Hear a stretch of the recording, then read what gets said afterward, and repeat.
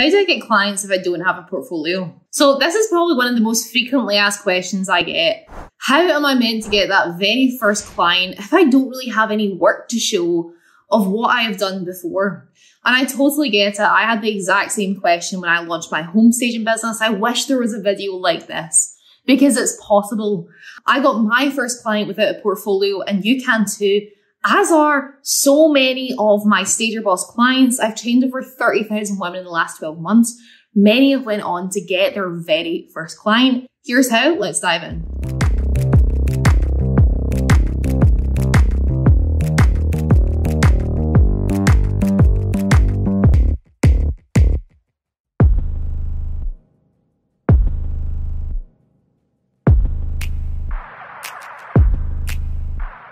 So I remember the exact same feeling of being very early on in my journey and just dreading the question of someone asking me, can you show me some previous work, or what experience do you have?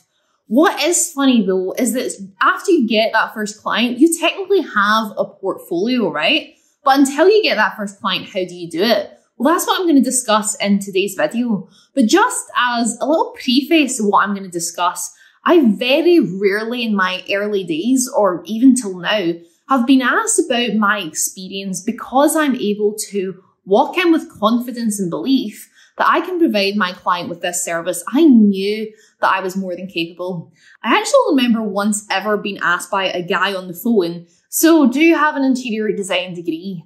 And really at that point, I just thought, this guy isn't my dream client. It's not someone I want to work with. If he's looking for some sort of degree from a really top university, he's not for me. But here are the 3 ways that you can get your first client even without a portfolio. Let's dive in. Now, the first way to build up what looks like a portfolio is using your Instagram page. It's really one of the best ways to be able to represent what your portfolio could look like. What do I mean by this? Instagram's set up and it's really optimized for images and videos. Now, until I get a website, which isn't the first thing you need to do when you grow your homestaging business, I'm actually going to link here what is. It's the first 3 things what you've got to do when you launch your business to get your client. But you do not need a website when you're starting out. What I would do is I'd have a really carefully curated Instagram profile. Now, this Instagram profile would be made up for me of images of my own home, images of places that inspire me. When I first started out, I visited loads of nice hotels and took photographs, close-ups, interior shots of things that I really liked. Things like console tables and lamps, cushions. It wasn't my own work, but I always referenced the hotel that this was in. And if you're ever going to use anyone else's work, make sure that you always give them credit in the caption.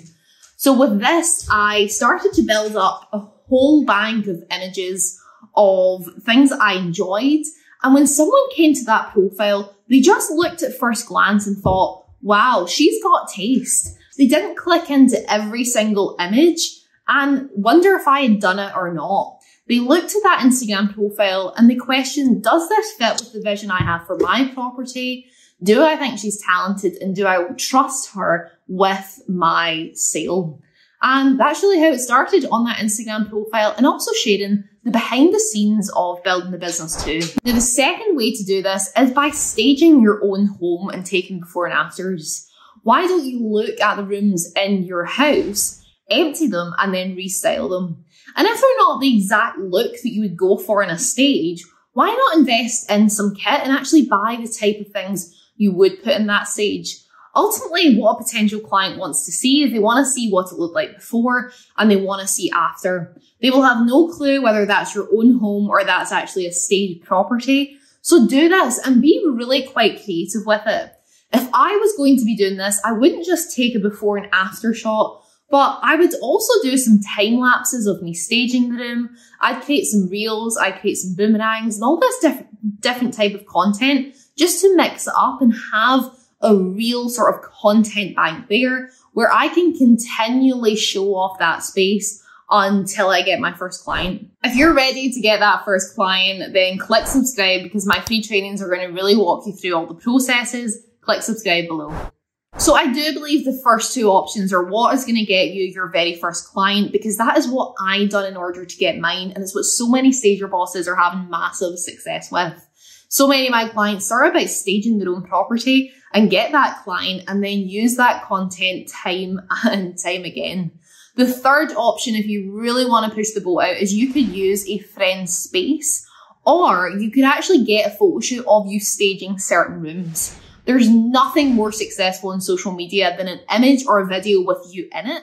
So why not get a professional photo shoot, spend a little bit of cash on this, get profile pictures, get photos that can double up as images for your social, your website, and also make it look like you are staging. For example, what you could always get is something like the cushion chop.